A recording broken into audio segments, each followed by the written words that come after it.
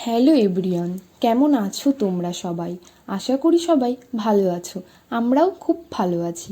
বাঁধন তানিয়া অফিসিয়ালের নতুন একটা ভিডিওতে সবাইকে স্বাগত।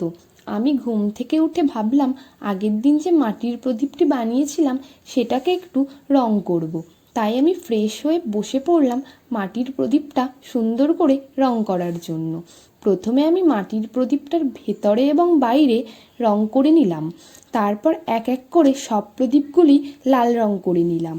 তারপর ভাবলাম তার মধ্যে যদি একটু ডিজাইন করা যায় প্রদীপটাকে আরও সুন্দর লাগবে। যেমন ভাবা তেমন কাজ। তারপর আমি একটা দেশলাই কাঠির সাহায্যে প্রদীপের ভেতরে সুন্দর করে একটা ডিজাইন করে নিলাম। এবার তোমরা বলো তো ডিজাইনটা তোমাদের কেমন লেগেছে? এটাও তার ফাইনাল লুক।